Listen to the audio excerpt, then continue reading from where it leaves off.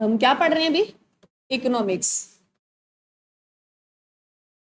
और इकोनॉमिक्स में हमारा कौन सा टॉपिक चल रहा है अभी? 5 ईयर प्लान, पंचवर्षीय योजना।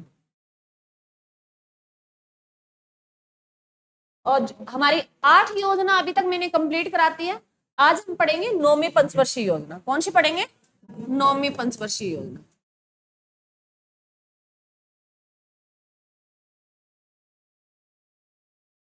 नौवीं जो पंचवर्षीय योजना है, जो 8वीं पंचवर्षीय योजना कब समाप्त हो रही है? 1997 में। तो 1 अप्रैल 1997 से ये शुरू हो रही है। 1997 से ये 2002 तक चली हुई। पंचवर्षीय योजना कितने वर्ष तक चलती है भी? 5 वर्ष के लिए। तो जो 9वीं पंचवर्षीय योजना है, इनका टाइम पीरियड रहा 1997 से ये 2002 तक चली भी। लिखो भी इसमें लक्ष्य दर भी, जो हमारी अर्थव्यवस्था के लिए लक्ष्य दर रखी गई वो 6.5%। लक्ष्य दर रखी गई 6.5%। जो औसतन वृद्धि दर हमें प्राप्त हुई, औसतन जो वृद्धि दर हमें प्राप्त हुई वो 5.4% हुई। जो ये मॉडल पर आधारित था भी, आगत निर्गत मॉडल पर आधारित है ये। मॉडल लिखो भी, किस मॉडल पर आधारित है ये? आगत आगत निर्गत, जिसे इनपुट आउटपुट बोलते हैं, मॉडल पर आधारित है।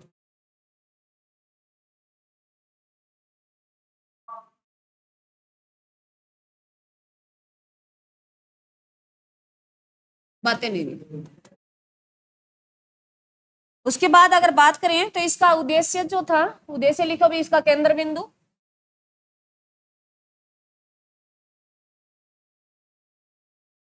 बातें नहीं हुई। उद्देश्य भी, इसका केंद्र बिंदु क्या था? सामाजिक न्याय,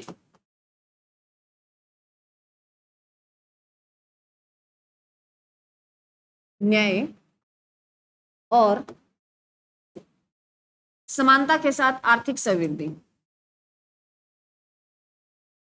समानता के साथ आर्थिक समृद्धि।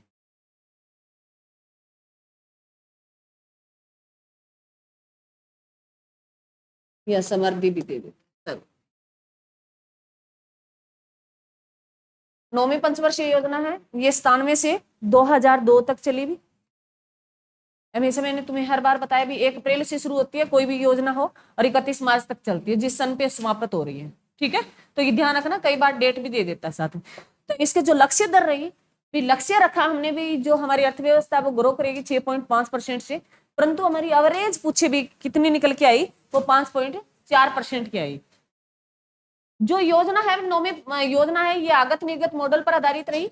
और इसका जो उद्देश्य था, सामाजिक न्याय और समानता के साथ है आर्थिक समृद्धि करना, ये इस पे फोकस किया गया सबसे ज्यादा। परंतु तुम्हें अब तक मैं एक as it is question exam में आता है उसके हिसाब से बताती हूँ। 5 या 6 पंचवर्षीय योजना है, आपको सारी की सारी कंटिन्यू करनी है।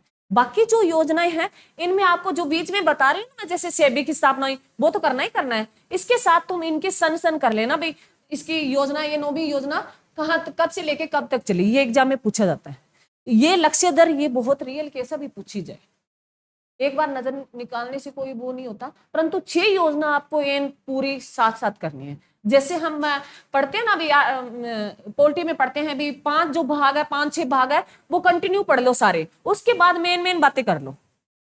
वैसे ही इसमें है भी, जो ये योजना है पंचवर्षीय योजना, 5-6 योजना आप कंटिन्यू इसमें सारे क्वेश्चन कर लो, उसके जितने मैंने बताए हैं। उसके बाद इनके अगर नहीं जिसको समझ में आता, कई बच्चे थोड़ी बातें याद रख पाते हैं, तो वो इतना ध्यान रखें, इसका सन जरूर याद रख लेंगे, कौन सी योजना किस सन तक है। और ये ना हुआ एग्जाम में सारे रिवीजन करने लग जाओ, फर्स्ट आई 51 से 56, इतना नहीं होता। आप इनको 2-4 बार करोगे तो माइंड सेट हो जाएगा।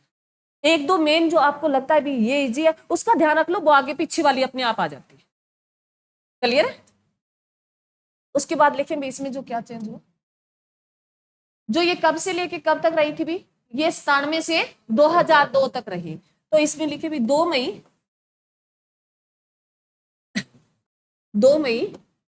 1998 को, 2 मई 1998 को दूसरा परमाणु परीक्षण किया गया है। दूसरा, परमाणु परीक्षण किया गया था 2 मई 1998 को। सेकेंड अगर परमाणु परीक्षण पूछे तो ये 2 मई 1998 को किया गया, और फर्स्ट पूछ लिए तो कब किया गया, 1974 में किया गया। उस टाइम प्रधानमंत्री कौन थी, इंदिरा गांधी थी। इस टाइम प्रधानमंत्री कौन था भी, कौन था भी, अटल बिहारी वाजपेयी। कौन था भी, अगर पीएम की बात करें भी, इस टाइम प्रधानमंत्री कौन था, अटल बिहारी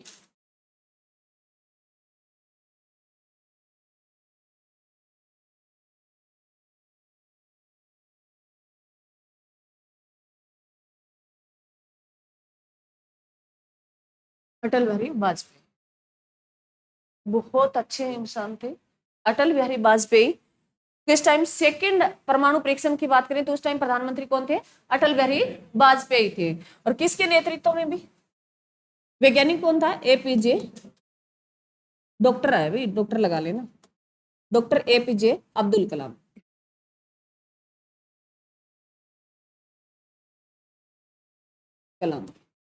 डॉक्टर एपीजे अब्दुल कलाम भी नेतृत्व तो दोनों ही परमाणु परीक्षण हुए तो वैज्ञानिक कौन थे, किसके देख रेख में हुआ था, एपीजे अब्दुल कलाम के हुआ। परंतु प्रधानमंत्री दोनों बार अलग अलग थे। फर्स्ट हुआ तब इंदिरा गांधी थी और सेकंड हुआ तब कौन था, अटल बिहारी वाजपेयी। थोड़ा सा अटल बिहारी वाजपेयी के बारे में जान लेते हैं भी। अटल बिहारी वाजपेयी था, इसके बारे में क्वेश्चन आता है भी, यूनो में तो यूनियन क्या है भी, ये क्या है, ये फुल फॉर्म बताइए भैया यूनो की, यूनाइटेड नेशन ऑर्गेनाइजेशन, ये संगठन है भी। और मैंने ये योनो आपको करवा दिया भी, जेएम क्लासेस पे आपको योनो पूरा पूरा देखने को मिलेगा, उसके बारे में जितनी बात। तो योनो है, इसकी स्थापना और बता दो भाई, 24 अक्टूबर 45 को। 24 सितंबर को ही हम कौन सा डे मनाते हैं, प्रॉपर डेट भी पूछता है। योनो की स्थापना 24 अक्टूबर 1945 में हुई। और योनो में अटल बिहारी वाजपेयी ऐसा प्रधानमंत्री है, हाँ, योनो में हिंदी में भाषण देने वाला प्रधानमंत्री कौन था भाई, अटल बिहारी वाजपेयी था। इन्होंने योनो में क्या दिया था भाई, अटल बिहारी वाजपेयी ने हिंदी में भाषण दिया था। ये एग्जाम में पूछ लिया गया में, योनो में हिंदी में भाषण देने वाला प्रधानमंत्री कौन था भी, अटल बिहारी वाजपेयी था। और अटल बिहारी वाजपेयी की जो अब देहांत हुआ अभी कब हुआ, कोई बच्चा बता सकता है, 16 अगस्त 2019 को अटल बिहारी वाजपेयी का जो देहांत हुआ है 16 अगस्त 2019 को। कई कारण हुए थे भी 2019 में, हमने धारा हटाई 5 अगस्त को धारा हटाई 370 धारा जो जम्मू कश्मीर वाली, और उसी में ही 8 अगस्त को है, मेरा प्रॉपर ध्यान नहीं है, या 9 अगस्त को है, जो सुषमा स्वराज है उनका भी देहांत हो गया था। सुषमा स्वराज का भी देहांत हो गया था। 19 में किसका देहांत हो गया था, अटल बिहारी वाजपेयी का। और जेटली का भी हो गया था, वित्त मंत्री था उस टाइम, ये भी ध्यान रखना। तो अटल बिहारी वाजपेयी से तुम इतना ही ध्यान रखना भी, सेकेंड जो परमाणु परीक्षण हुआ और तब कौन प्रधानमंत्री था, अटल बिहारी वाजपेयी था। अटल बिहारी वाजपेयी 98 में से लेके ये 2 तक प्रधानमंत्री रहे हमारे, और जो सबसे कम टाइम के प्रधानमंत्री रहने वाले, सबसे कम समय में प्रधानमंत्री रहने वाले, मात्र 13 दिन। तो कौन से प्रधानमंत्री मात्र 13 दिन प्रधानमंत्री रहे थे, अटल बिहारी वाजपेयी रहे थे। अरे वो सीएम है हरियाणा का, ओम प्रकाश चौटाला जो 5 दिन रहे थे वो सीएम है हरियाणा का। हम प्रधानमंत्री की बात कर रहे हैं। ऐसे प्रधानमंत्री भारत के जो मात्र 13 दिन रहे थे वो कौन थे भी, अटल बिहारी वाजपेयी थे वे। क्लियर है। उसके बाद लिखे भी नेक्स्ट, यहां तक किसी बच्चे को ये, अब देखो मान लो मैंने अटल जी के बारे में सारी बातें नहीं बताई, पर कुछ एक बातें बता दी, जब इनका जिक्र आएगा कुछ और कर लेंगे तो आपकी साथ में प्लस होती जाएगी। ठीक है, ये नहीं है मैं अटल जी की मैं सारी बातें बता दी, बहुत कुछ बातें हैं इनके बारे में बताने के लिए। हम अटल जी का जिक्र नहीं कर रहे हैं, हम क्या पढ़ रहे हैं, 5 ईयर प्लान पढ़ रहे हैं। तो कुछ एक मैंने जो मेन एज इट इज जो क्वेश्चन में पूछी गई वो बातें मैंने बता दी। उसके बाद क्या आप बताएं, मैंने बहुत बार बताया क्योंकि तुम क्लास में आते हो डेली, मैंने हर चीज 10-15 बार बताती हूँ। 24 अक्टूबर को मैंने बताई है,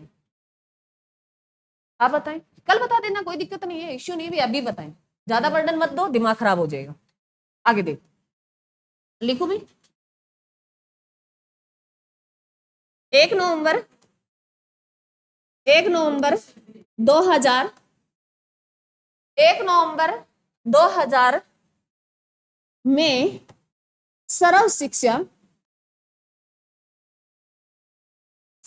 अभियान की शुरुआत हुई थी। 1 नवंबर 2000 को सर्व शिक्षा अभियान की शुरुआत हुई थी। और आप गवर्नमेंट स्कूल में देखते हो बोर्ड लगा था, और गवर्नमेंट स्कूल में जो नटराज पेंसिल होती है उसकी साइड में 2 बच्चे बैठे होते हैं। गवर्नमेंट स्कूल सभी देखा है सभी ने, तो उसमें बोर्ड लगा होता है और उसमें बड़े अक्षरों में अगर आपने ध्यान दिया हो तो वहां लिखा होता है सर्व शिक्षा अभियान, और उसमें नटराज पेंसिल लगी होती है और उसमें दोनों तरफ बच्चे बैठे होते हैं। तो ये थोड़ा सा लोगों ध्यान में रख लिया करो ताकि याद रह जाए। तो इस सर्व शिक्षा अभियान की शुरुआत हुई थी, वो कब हुई थी, 1 नवंबर 2000 को हुई थी। परंतु सबसे ज्यादा फोकस अभी किया जा रहा है क्योंकि बच्चे चले गए। सुन लो एक बात और है भाई, ये शिक्षा है, शिक्षा जो ऐसा विषय है, ये समवर्ती सूची का विषय भी। शिक्षा की बात करें तो ये किस सूची का विषय है, समवर्ती सूची का। राज्य सरकार और सेंट्रल सरकार इसमें फैसला करती है। दो अगर पूछे भी शिक्षा किस सूची का विषय है तो समवर्ती सूची का विषय है।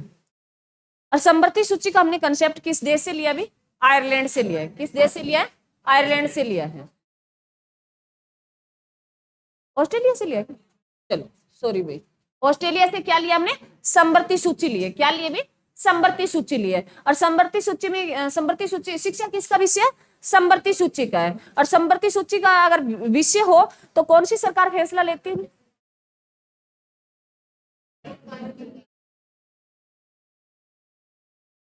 हाँ जी, सेंट्रल सरकार और राज्य सरकार दोनों की बहस होती है। अगर दोनों की एक बात पर रजामंदी हो जाए तो कोई इश्यू नहीं है। अगर नहीं होती, विपक्ष में दोनों चल रहे हैं अभी, संघ सरकार और राज्य सरकार, तो फैसला किसका माना जाएगा, संघ सरकार का, सेंट्रल सरकार का, केंद्र सरकार का।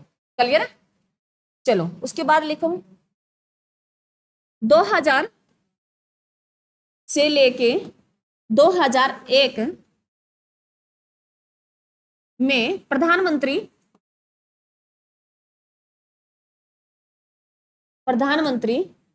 ग्रामोद्योग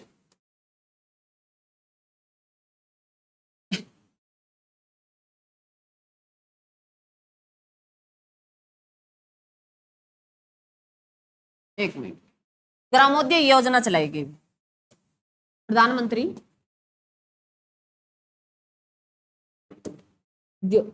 योजना चलाएगी, गांव का विकास किया जाए। प्रधानमंत्री जो ग्राम उद्योग योजना चलाई गई थी, धय लगा लेना भी बीच में थोड़ा सा, ग्रामोद्योग योजना चलाई। प्रधानमंत्री ग्रामोद्योग योजना कब चलाई गई, 2000 से 2001 के बीच चलाई गई। और इनका मेन मकसद क्या था भी, ग्रामीण लोग है, ग्रामवासी है, गांव का है, उनका क्या किया जाए, विकास किया जाए, सड़कों से जोड़ा जाए, उनको हर इंप्रूवमेंट किया जाए, पानी पहुंचाया जाए, सारी सुविधा जो दी जाए, वो ग्राम उद्योग योजना थी। जो प्रधानमंत्री ग्राम उद्योग योजना कब चली भी, 2000 से 2000 में। आगे लिखे 1999 में कारगिल युद्ध हुआ था। 1999 में क्या हुआ था भी, कारगिल युद्ध हुआ। कारगिल युद्ध के लिए हमने ऑपरेशन चलाया था, वो क्या चलाया था भी, ऑपरेशन बीजेपी। और ये एग्जाम में पूछ लिया गया शायद नेक्स्ट डे, ये वाला इससे पीछे टेस्ट हुआ है, उसमें टेस्ट में पूछा गया अभी ऑपरेशन विजय है उसका संबंध किससे है, तो ऑपरेशन विजय का संबंध किससे है अभी, कारगिल युद्ध से है। ये ध्यान रखना मेरे बच्चों, पूछ लिया गया 1999 में क्या हुआ था अभी, कारगिल युद्ध हुआ था। उस टाइम भी प्रधानमंत्री कौन था? अटल बिहारी वाजपेयी था। और कारगिल युद्ध के लिए हमने इसको जीतने के लिए कौन सा अभियान चलाया था? ये ऑपरेशन विजय चलाया था। और कारगिल डे जो, जैसे विजय दिवस पूछे, कारगिल है, विजय दिवस है, वो किस डे को मनाते हैं? कोई बच्चा बता सकता है? हाँ जी, लिखो भाई। 26 जुलाई, 26 जुलाई को कारगिल विजय दिवस के रूप में मनाते हैं। कारगिल है,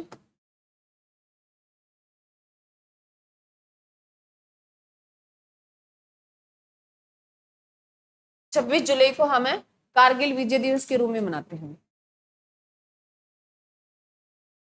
मैंने सोचा आज मैं सारी करवा दूंगी, एक 9th ही नहीं हुई। चलो, हो गया भाई। चलो आगे लिखें 10th हायर प्लान, 10वीं पंचवर्षीय। जल्दी जल्दी लिखो भी, आज ये टॉपिक समाप्त हो जाए, टाइम हो गया, जल्दी जल्दी लिख लो, क्योंकि पीछे वाला रिवीजन भी कराना जरूरी होता है। ये 10वीं पंचवर्षीय योजना रही है, कब से लेके कब तक रही? भी 2002 पे समाप्त हो रही है, तो ये 2002 1 अप्रैल से शुरू हो रही है और 2007 तक चली थी। 2007 तक चली थी 10वीं पंचवर्षीय योजना। इसकी लक्ष्य दर लिखी भी, लक्ष्य दर लिखी 8% में। औसतन वृद्धि दर लिखी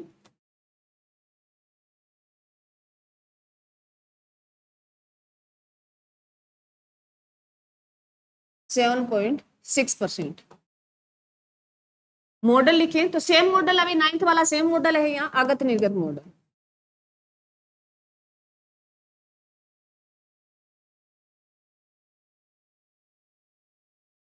मॉडल पर आधारित है।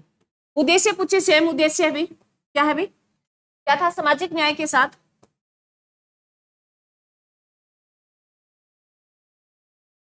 न्याय के साथ, सॉरी, सामाजिक न्याय और समानता के साथ आर्थिक विकास में।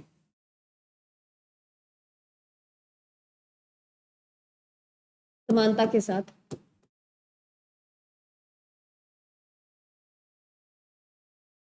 आर्थिक विकास या समृद्धि, कोई बात नहीं, एक ही बात, विकास करना है। यहां तक तो आपको ये मैंने कहा। अब आगे जो अब मैं 2 योजना और लिखाऊंगी, उनका सिर्फ सन लिखना है, उसका कुछ नहीं पूछता। उनका उद्देश्य पूछता, वो उद्देश्य लिखा दूंगी, परंतु इसमें कुछ अलग से चीज अब बतानी पड़ेगी। जल्दी लिख लिया भी ये सभी ने? सेम बातें हैं, कुछ भी नहीं है, आपको सन याद रखना है। 10वीं योजना कब आई हुई? 2002 से 5 तक रही। 10वीं योजना कब से लेके कब तक? 2002 से 7 तक रही। आगे लिखे, इसमें लिखे में मेन पॉइंट लिखे। 2005 एक्ट के तहत नरेगा आया भी, क्या आया? नरेगा आया, लिख लो। 2005 एक्ट के तहत क्या लाया गया भी? नरेगा को लाया गया। नरेगा सारे समझते होंगे, कोई ऐसा बच्चा जो नरेगा को नहीं जानता? कोई नहीं है फिलहाल तो, है कोई ऐसा बच्चा जो नरेगा को नहीं समझता? जानते हैं भी? इसका जो औचित्य था वो क्या था भी? नरेगा, ये एग्जाम में पूछा गया भी, नरेगा किस एक्ट के तहत आया? तो 2005 एक्ट के तहत आया। एग्जाम में आपको 1 लीनियर क्वेश्चन मिल जाएगा। परंतु इसकी स्थापना की गई, नरेगा की स्थापना की गई, लिखे भी 2 फरवरी 2006 को। नरेगा की जो स्थापना की गई एक्ट के तहत आया, ये 2005 एक्ट के तहत आया, और इसकी स्थापना की गई वो 2 फरवरी 2006 के 6 में, सॉरी देखिए 6 में, आंध्र प्रदेश के अनंतपुर गांव से। भी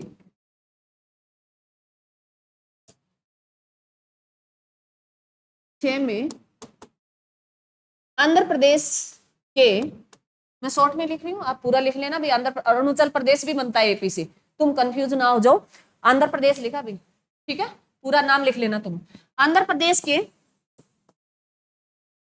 अनंतपुर गांव से शुरू हुई थी। पहली बार नरेगा की शुरुआत हुई वो आंध्र प्रदेश के अनंतपुर गांव से हुई। ये भी एग्जाम में क्वेश्चन पूछ लिया गया। शुरुआत कब हुई? ये 2 फरवरी के को। किस एक्ट के तहत आया भी नरेगा? 5 के तहत। क्लियर है?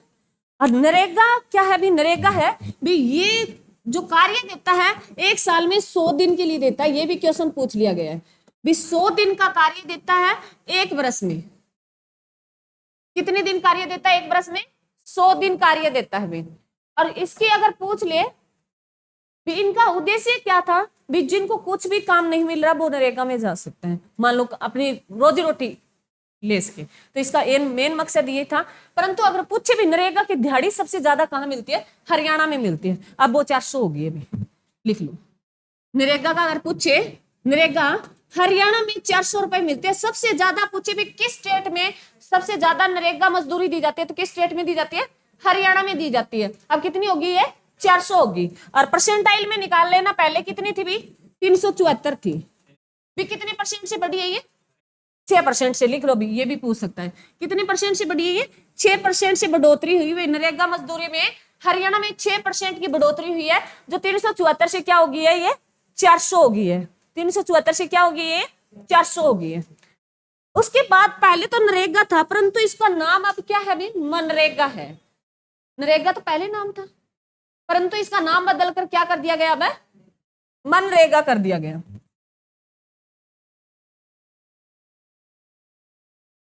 मनरेगा। इसके महात्मा गांधी आगे और जोड़ दिया। इसके महात्मा गांधी जो मैं से लिख दिया, इसको मनरेगा किया गया। ये मनरेगा किया गया वो 2 अक्टूबर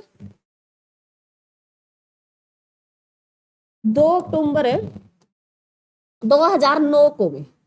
2 अक्टूबर 2009 को नरेगा का नाम बदलकर मनरेगा कर दिया गया। ये किसने किया था भी? प्रधानमंत्री उस टाइम कौन थे भी, जो हाल ही में ध्यान हुआ है? हाँ जी, पूर्व प्रधानमंत्री मनमोहन सिंह, डॉक्टर है मनमोहन सिंह। ये ध्यान रखना भी, क्वेश्चन एग्जाम में पूछ सकता है। मैं दोबारा रिपीट कर रही हूँ। जो नरेगा था वो एक्ट 2005 के तहत आया। उन्होंने प्रॉपर कार्य शुरू किया था वो 2 फरवरी 2006 से किया था। और वो कहां से शुरुआत हुई थी? आंध्र प्रदेश के अनंतपुर गांव से शुरुआत हुई थी। परंतु नरेगा का नाम बदलकर क्या कर दिया गया? मनरेगा कर दिया गया। मनरेगा कब कर दिया गया? 2 अक्टूबर 2009 को। किया किसने था? मनमोहन सिंह ने। और मनमोहन सिंह ने क्या किया था भी? जो पंचायती दिवस की घोषणा कर दी थी। पंचायती दिवस है भी 2009 में, 24 अप्रैल 2009 में ये घोषणा कर दी थी भी आने वाली 24 अप्रैल को हम किस दिवस के रूप में मनाएंगे? पंचायती दिवस के रूप में मनाएंगे। और 2010 से पंचायती दिवस की शुरुआत होगी थी। ये भी ध्यान रखना, वो भी 9 की घोषणा है। और करने वाला कौन था? प्रधानमंत्री, पूर्व प्रधानमंत्री डॉक्टर मनमोहन सिंह है। क्योंकि हाल ही में ध्यान हुआ तो यहाँ से क्वेश्चन बन सकते हैं भी, 100% चांस है। क्लियर है? और सबसे ज्यादा मनरेगा दिहाड़ी मिलती है वो किस राज्य में मिलती है? हरियाणा में। कितनी मिलती है? पहले कितनी थी? कितनी बढ़ोतरी हुई है? आगे लिख लो। अब 2 योजना वो सिंपल सिंपल लिखनी है आपको। लिख लो 11वीं योजना, 11वीं पंचवर्षीय योजना।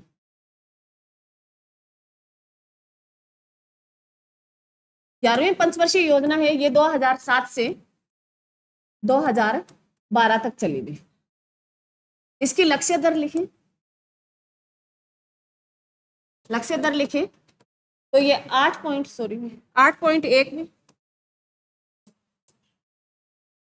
1%। वृद्धि दर पूछे, औसतन वृद्धि दर पूछे, वृद्धि दर पूछे तो ये 7.9%। और इसका आपको मॉडल नहीं लिखना है। ये योजना आयोग के तहत कोई मॉडल बनाया गया, कोई ऑथेंटिक नहीं है, ना एग्जाम में पूछा गया ना पूछा जाएगा। आपका इसका उद्देश्य लिखो, मेन उद्देश्य जरूरी है। इसका उद्देश्य बहुत बार पूछा गया है। उद्देश्य लिखो, उद्देश्य फिर उत्तर और आर्थिक समावेशी विकास पर ध्यान दिया गया। आर्थिक समावेशी विकास पर बताऊंगी क्या है, लिख लो। तिरोत्तर ऐसे लिखा मिलेगा आपको कहीं भी, कोई भी बुक्स उठा लेना। तिरोत्तर और आर्थिक समावेशी विकास पर सबसे ज्यादा फोकस किया गया है। इसका उद्देश्य क्या था? तिरोत्तर मतलब तिरोगतिशील आर्थिक समावेशी समझो पहले तो। समावेशी क्या होता है?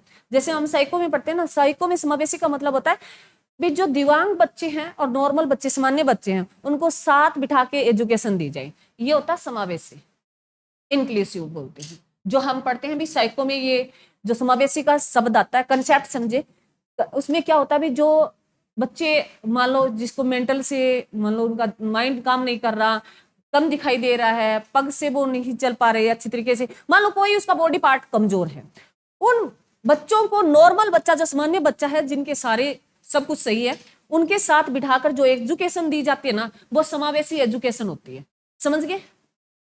अब इस समावेशी को विकास पे आ जाओ। समावेशी विकास का संबंध है भी जो बहुत हाई लेवल पे पहुंच गए और जो नॉर्मल है उनको इकट्ठा करके उन पे सबसे ज्यादा फोकस किया जाए, उनको उस तक पहुंचाया जाए भी, उनको इकट्ठा लेके, ये नहीं भी उनके लिए अलग अलग योजना बनाए। समावेशी का मतलब होता है सबको मिला के, और इसमें सबसे ज्यादा फोकस किया गया था भी जो, अगर तुम जैसे धारणीय जो विकास पढ़ते हो, सस्टेनेबल जो पढ़ते हो, उसका मतलब होता है भी जो हमारे जैसे पानी की कमी आ रही है भी उस पर सबसे ज्यादा फोकस किया जाए। पानी हमारे लिए तो बचाना ही बचाना है, आने वाली पीढ़ी के लिए भी बचाना है। पीछे वाले का पीछे तो चली गई, अब हम हैं और आने वाली पीढ़ी है, तो जो साधन है प्रकृति के उनको बचाया जाए, उन पे सबसे ज्यादा ध्यान दिया जाए। ये 11वीं और 12वीं योजना पर सबसे ज्यादा यही फोकस किया गया। तो ये एग्जाम में सीधा पूछ लेता है। अब 12वीं में पढ़ेंगे ना तो इन दो शब्द तो ये आएंगे, इसके साथ सतत और जुड़ जाएगा, कंटिन्यू। बस ये एक शब्द और इसमें जोड़ दिया गया उद्देश्य में, ये एक शब्द और जुड़ जाएगा। और मेन मुद्दा क्या था, इनका जो प्राकृतिक साधन है उस पर सबसे ज्यादा ध्यान दिया जाए। लिखिए भी 12वीं पंचवर्षीय योजना। इसमें कई बातें हैं पर इतनी नहीं है, अभी मेरे को ये कंप्लीट कराना है, सर आ जाएंगे भी। 12वीं पंचवर्षीय योजना, 12वीं पंचवर्षीय योजना, कोई बात नहीं, बस एक तो लिख लो, ये तो कंप्लीट कर ही लेते हैं। पंचवर्षीय योजना, 12वीं जो पंचवर्षीय योजना, इसका टाइम पीरियड है अभी 2012 से लेके 2017 तक। 12 पंचवर्षीय योजना थी, 12वीं पंचवर्षीय योजना का टाइम पीरियड क्या है, 2012 से लेके 2017 तक। इसकी लक्ष्य दर लिखी हुई, लक्ष्य दर लिखी 8% भी, औसत वृद्धि दर, औसतन वृद्धि दर तो कितनी है अभी, 8.2 नहीं 7.4%। औसतन वृद्धि दर लक्ष्य रखा हमेशा ज्यादा, जो औसतन एवरेज निकल के आया वो 7.4% आया था। और इसका जो उद्देश्य लिखे, उद्देश्य लिखे, फिर उत्तर त्वरित लिख लो। ये